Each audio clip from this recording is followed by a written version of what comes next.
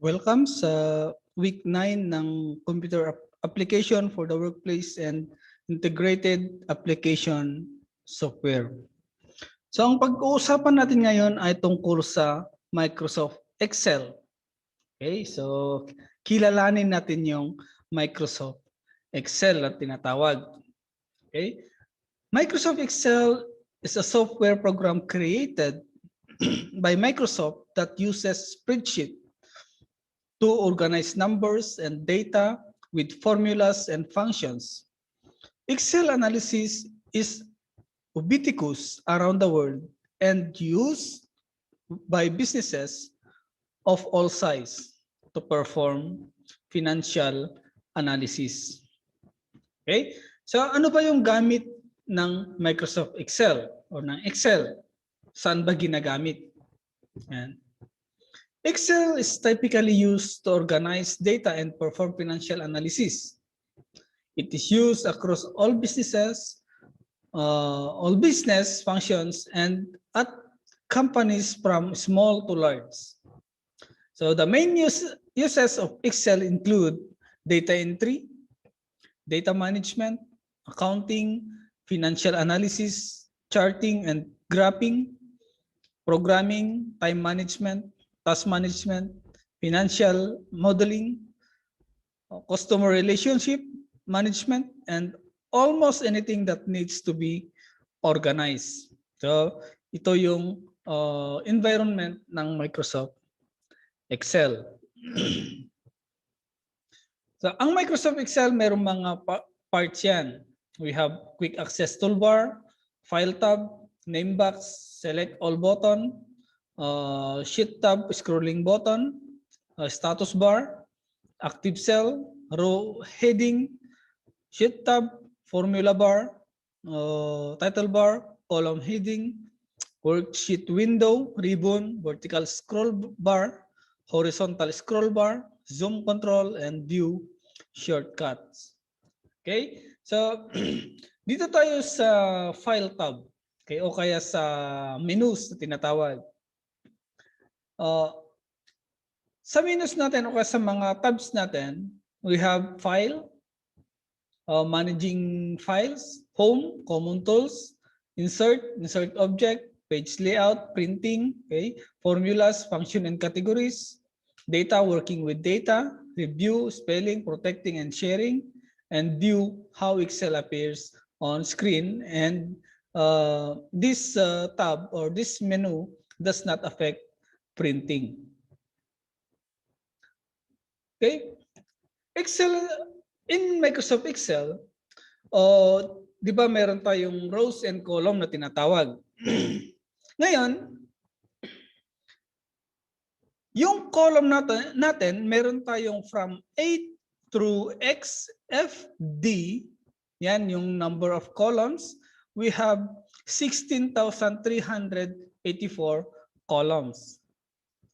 Yan. And available rows, we have 1 to 1,048,576 rows. Yan. So, and there are over 17 billion cells in each worksheet.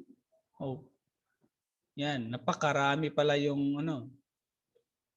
A cell is the intersection of columns, column letter and row number. The cell address can be found in the name box. Yan. Just above column A. So, yan. Kaya yung name box, yan, yung A1 na tinatawag. Yung A1 na yan, kung nasaan yung cell natin, yung active cell na tinatawag, yun din ang lalabas. Yan. So ito yung active cell na tinatawag, yung may block. So ito yung horizontal na line na yan, that is a row, and yung vertical na paganyan, yung ABC yan, that is column. So yun, yung from A, so ito yung column from A to XFD, meron tayong 16,384 number of columns. Yan. Kung ilan yung paganyan niya, yung column. Yung rows naman from 1, yung mga column numbers na tinatawag, yan. Column letters and row numbers, yan. Yung row number natin, we have 1,048,576 rows. Yan. Ganun karami yung number of rows natin. So kaya kahit na hindi mo naman siguro maabot yan kahit na marami kang ginagawa. Di ba? Sa isang document, hindi mo maabot yan. 1 million na row. Hindi mo gamit yan lahat. Okay? So pag nag-enter ka ng sa example yung pangalan ng data. Okay? Meron bang kaya mo ba i-type ng 1 million? 'Yon. So sa isang sa isang worksheet, 'di ba? So hindi natin magamit 'yan. Pati rin sa sa column. Okay? So a cell is the intersection of column letters and row numbers. Yan. So yung cell natin intersection of A and 1. Yan, kaya ang lumabas doon sa my name box is A1. Yun nga, sabi natin pag kung nasaan yung active cell na yan, yun din ang lalabas sa name box natin. Okay? So ganun yung Microsoft Excel. Kaya yung mga tools naman natin, yung mga formatting o kaya standard tools natin, halos parehas din yan sa Microsoft Word. Okay, yung mga page layout, yung insert, menu, may kunting pagkakaiba lang sila. Okay, like yung mga formulas, yung mga objects, di ba? So magkaiba. Doon sila kaiba. Okay? Workbooks and worksheet. Yan. Each Excel file is a workbook containing one or more worksheet. Okay? Yung workbook, yun yung file natin. Okay, workbook. Pag sinabi nating workbook, okay, we are pertaining to Microsoft Excel. Pero sa worksheet, yun yung working area, kumbaga. Okay? Example, ito yung natin. Ito yung pag gumawa tayo ng data dito sa worksheet, ito yung worksheet natin. Okay, working area. Okay, pag sinave natin, yun na yung workbook natin. 'Di ba? So, in Microsoft Excel, meron tayong mga multiple worksheet na tinatawag. Sheet 1, Sheet 2, Sheet 3, o kaya pwede rin tayong mag-add dito ng sheet. Okay, depende 'yun sa pangangailangan din natin. Okay? So, makikita 'to sa may taas ng status bar.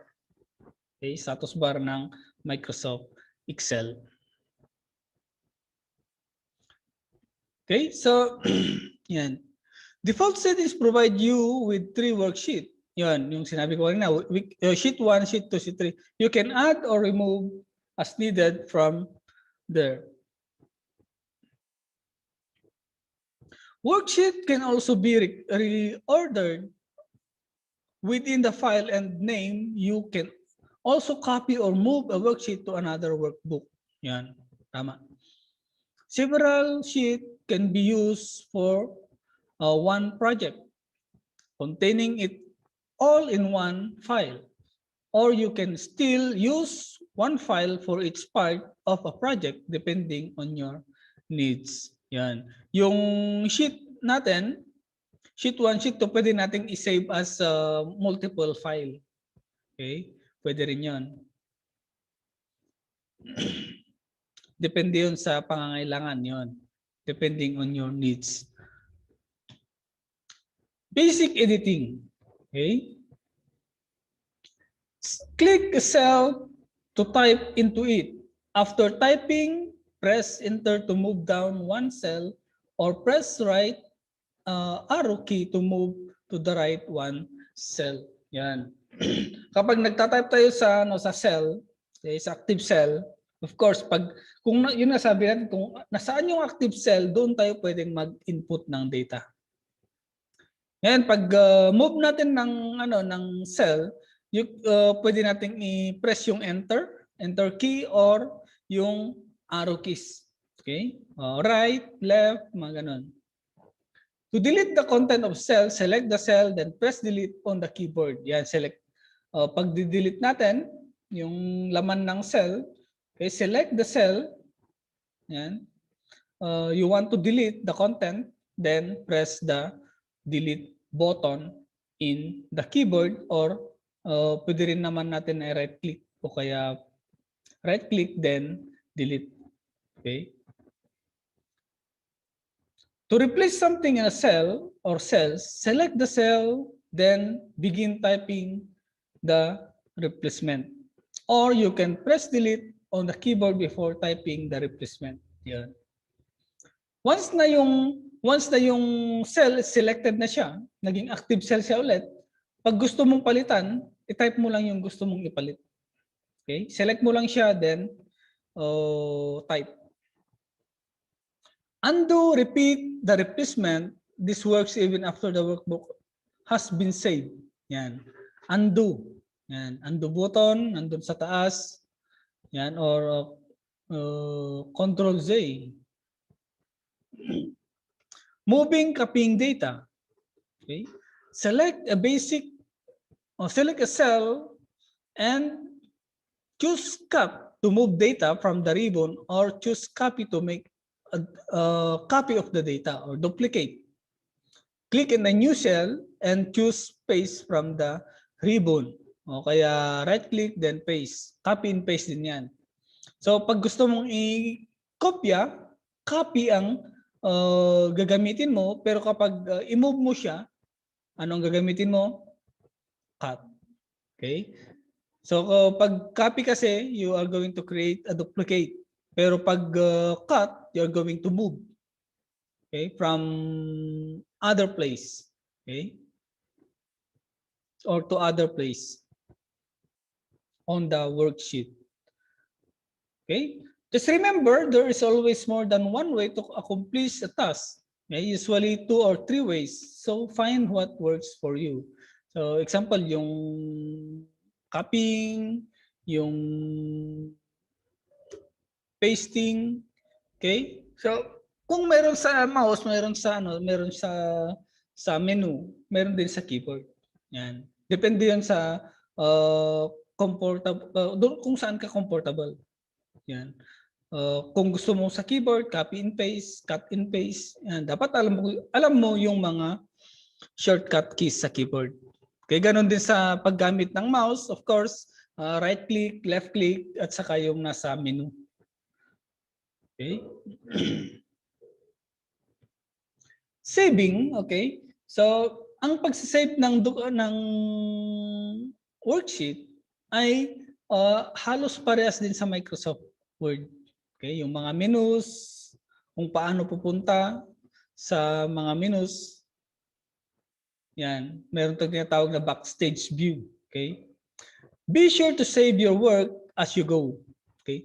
There is a save button on the quick access toolbar. Yan, nakikita nyo naman dito sa taas ng Microsoft Excel window sa left part, upper. Okay?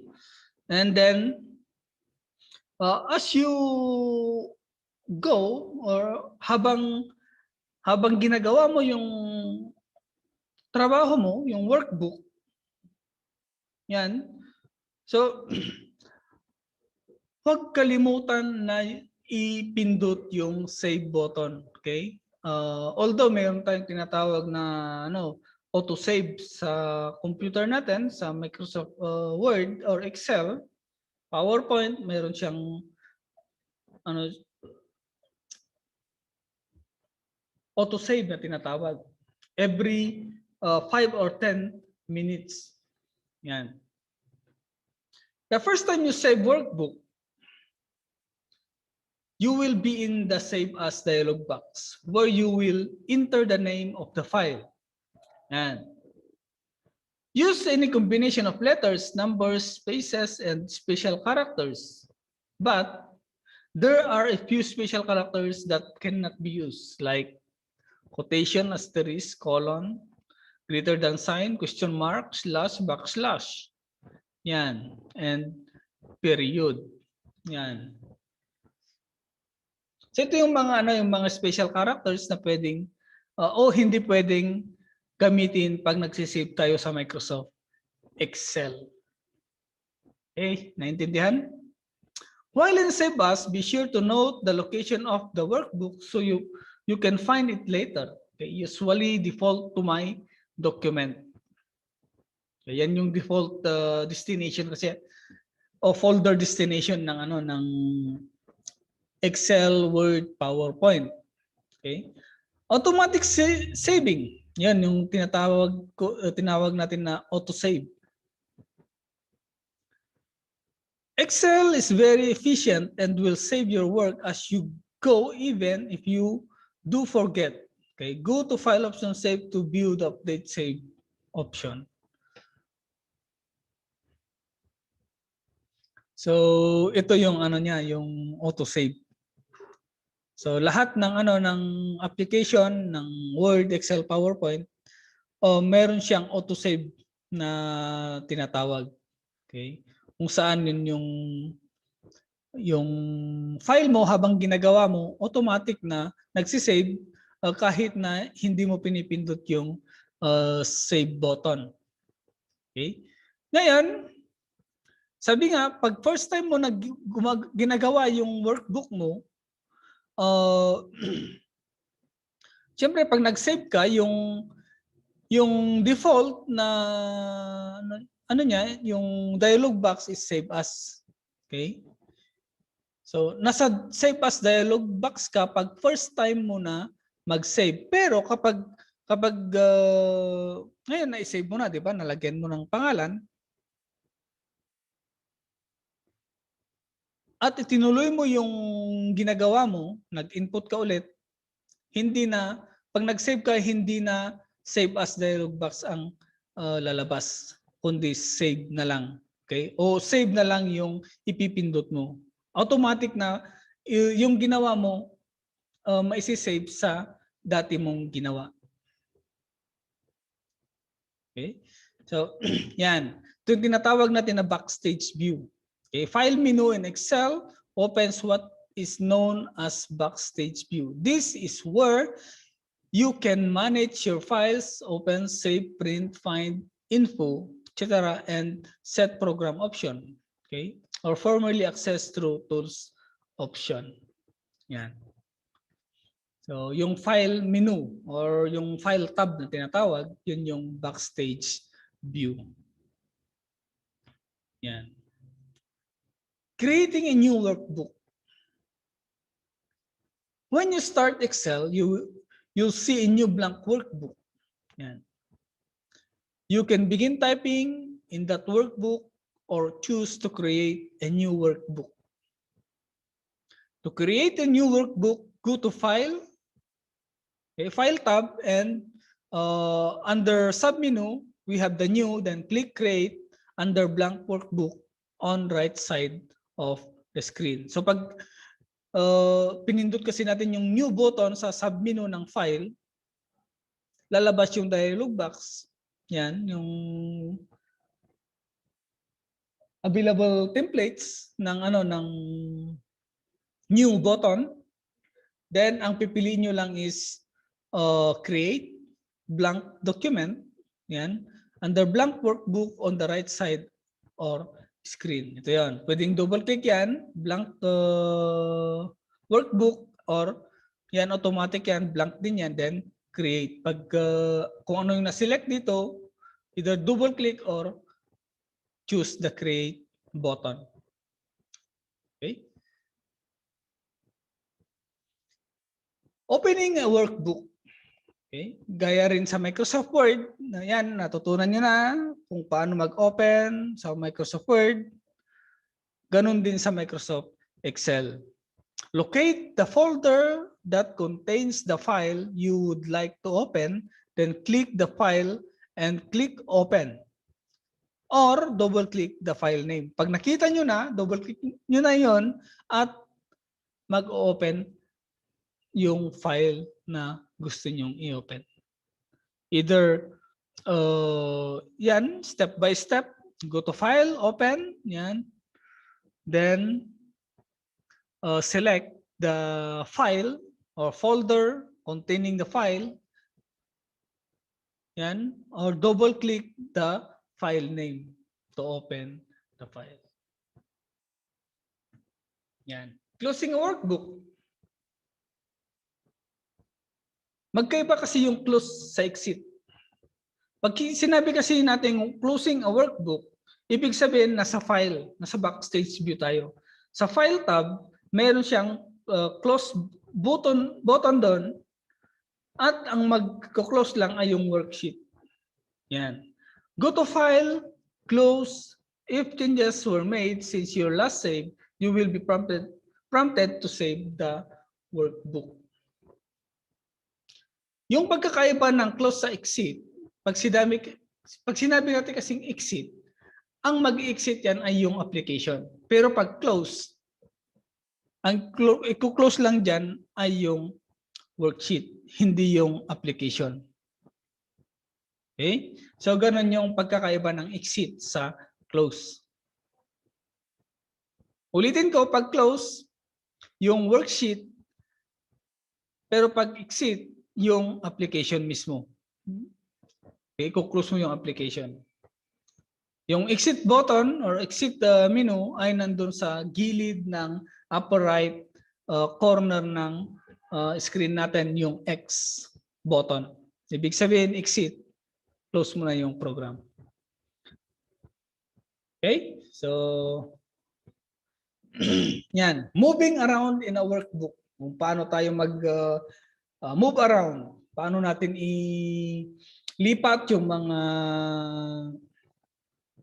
tawag doon, yung cursor natin o yung cell natin, active cell, mga ganun. When typing a workbook, you'll need to know what cell you're working in. Okay? The cell reference just above column A shows you what cell you're in, and there should be a dark border around the cell.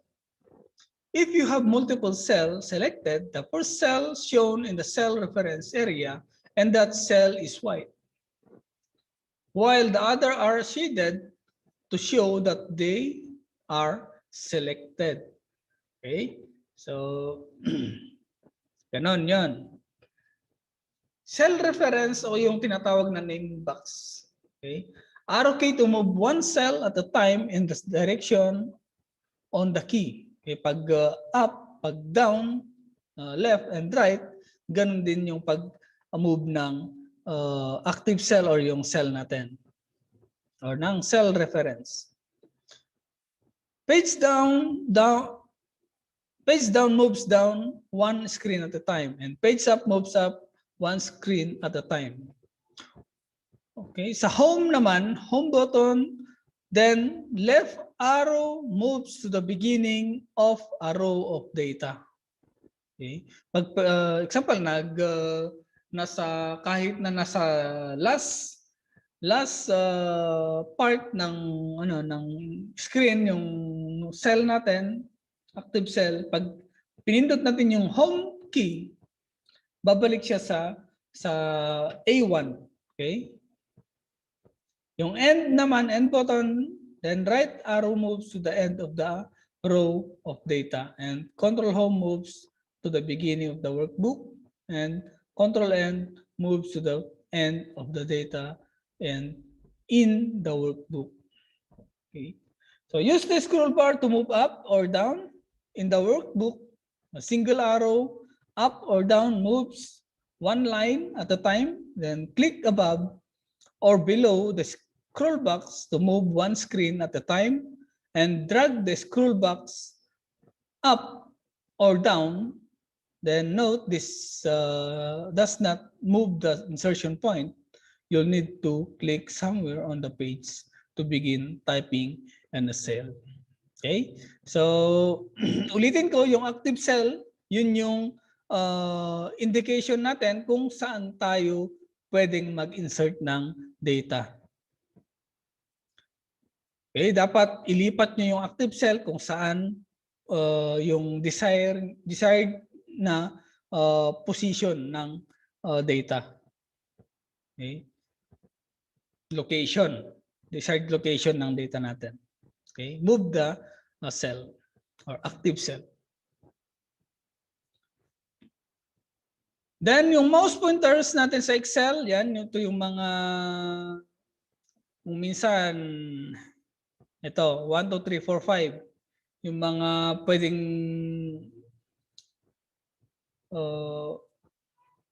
maging, okay? Pag nag-work tayo sa Microsoft Excel, kung minsan paiba-iba yung mouse pointer, ibig sabihin, may mga gamit din yan.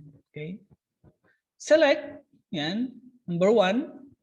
Select main mouse pointer used for selecting cells. Click once in a cell to select it or click and drag to select several cells. Yan. Ito yung number 1, ito yung default. Okay? Ginagamit ito sa pag-select ng cells. Okay? Fill naman, yan, pag ito yung naging style ng mouse pointer natin, ibig sabihin yan, fill. Appears after you have selected a cell or cells and will show only at the bottom right of the selection. Okay? Makikita nyo sa may active cell, di ba may maliit na square doon sa may active cell, yung black. Sa bottom right of the selection, yun yung position mo lang yung mouse pointer mo doon, maging ganito yung style ng mouse pointer mo. Okay, a tiny box called the fill handle. Yan, yung sinasabi ko, yung square. Ito, ganito. Okay, ito yung active cell. Yan, yung selection. Meron siyang maliit na box square na black. At kapag nilagay mo yung mouse pointer mo, ang style ng mouse pointer ay magiging ganito sa number 2. And the insertion point appears when you are typing or have trouble click in a cell. The flashing insertion point determines where new text and numbers appears. Example, pag nag-i-edit tayo sa yung content ng cell natin. Ganyan yung lalabas. Okay? Pag select natin yung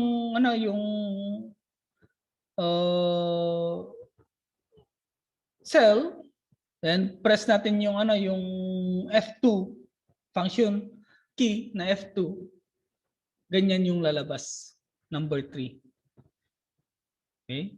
And column row selector, yan, appears when you are over a column or row, allowing you to click once to select the entire row or column. Yan. Sa may column letters, example, kapag pinosisyon mo yung mouse pointer mo doon, ang mangyayari ay magiging arrow. Ganyan. Number 4. Ganun din sa rows. Ibig sabihin yan, you are selecting the whole or the entire row or column pag click mo yan. Pag click mo yung example, yung letter A or B or C, doon mismo sa may button niya, okay? Column letters and row numbers. Lahat, entire, hanggang mula sa taas hanggang sa baba, isi-select yun pag sa column. Ganon din sa numbers o kaya sa row. And we have the resize appears when you are between columns or rows, allowing you to resize them. Okay? Pag gusto mong i-resize yung column width and row height. Yan. ganyan yung style ng mouse pointer mo. So ito yung mga mouse pointers in Excel. Okay, may mga kanya-kanyang trabaho. O kaya kanya-kanyang obligasyon yan. Okay? So, yan. Selecting cells in a workbook using the mouse. Pag ginamit natin yung mouse. Okay? Before you can work with cell, you need to select one or more. Okay? To select one cell, click it. Yan. Click mo lang yung mouse pointer. Okay? Or yung mouse. Pag position mo lang sa cell na gusto mo, click. Yan. To select a group of cells, be sure the mouse pointer shows as the selection. Mouse pointer, then click in the first cell and drag through the last cell. Yan. First cell will show white and all other will be shaded. Okay. Example yung A1. Cell number 1 or row 1 and column A. Yan, A1. Tawag dyan. Pag click mo yun, hold mo lang yung mouse, then drag mo hanggang sa gusto mong i-select. Then, bitawan mo na yung mouse. So, mapapansin mo na yung first cell, example yung A1, ay kulay white. And the other cells are shaded. Okay. To deselect cell, click once in any cell. There will always be one cell active. Yan. To select the entire worksheet, press Ctrl A on the keyboard or click the blank area to the left of column A and just above row 1. Okay. And selecting rows or numbers. Select one column, example, column A, click on the A above the cell. The entire column shows selected. Yun yung sinasabi ko kanina. Ganun din sa rows. To select one row, click on the one to the left of the cell, then the entire row is selected. To select multiple columns, click the letter for one column and drag right to the left to include other column. Yan. So entire, okay? Entire column. So pag select mo lahat 'yon, i-move mo lang yung mouse pointer mo to the right. Okay? From A, example, B, C, D to D. Yan. To select multiple rows, click the number for one row and drag down or up to include other row. Okay? Yung numbers, column numbers and row numbers. Column letters and row numbers yung i-click nyo. Okay? So sa pag-freeze naman ng rows or column, freezing, okay? Parang i-stop mo yung movement niya.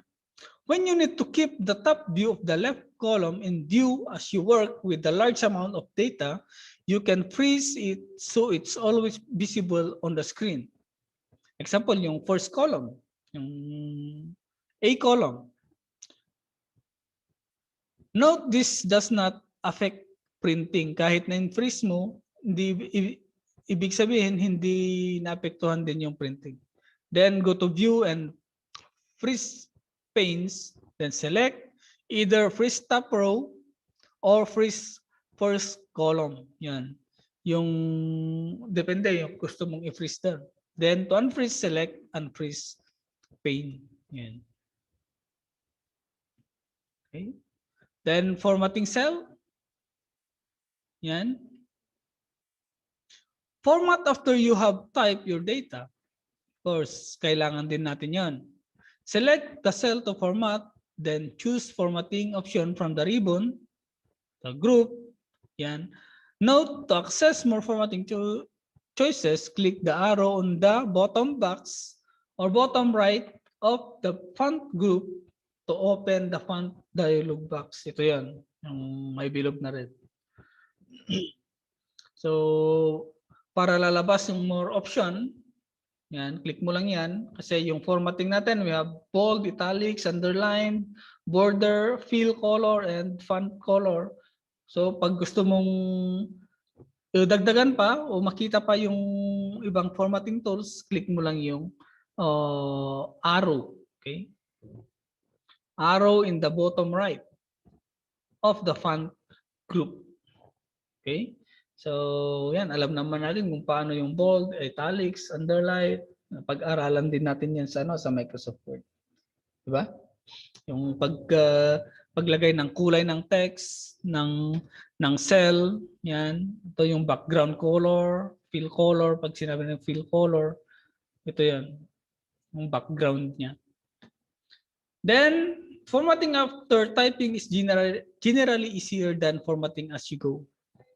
Yan. Mas maganda yung pag natapos mong i-type, saka mo i-format para mas mabilis. To confine text to a certain width in a cell, select the cell, then click wrap text in the alignment section in the Home tab. The row will expand to fit the text to the desired width. Yan. Copy formatting easily using the Format Painter. Yan. Pag tapos mo nang i-paint yung isa at gusto mong i-apply din sa kabila, pwede. Yun yung gamit ng Format Painter. Then select the cell you want that has formatting you would like to copy. Then o yung source na formatting nyo. Then click the Format Painter button. Then click and drag for multiple cell you would like to apply that formatting. Yan. So ganun lang yung yung formatting. So dito as we go on, mapapag-aralan natin kung ano yung mga iba't ibang commands ng Microsoft Excel. So itong topic natin is parang pinakilala ko lang sa inyo kung ano yung Microsoft Excel na tinatawag. Yung parts niya, yan, opening, creating, saving. So mga basic na lang yan, basic na gamit ng Excel. Yung pag-input ng data, yan. So lahat yan mga basic. So ngayon sa doon tayo sa module natin since itong ginagawa natin na to is for supplemental lang sa module nyo. Okay? So mas maganda na basahin nyo pa rin yung module bago nyo answeran yung mga activity natin.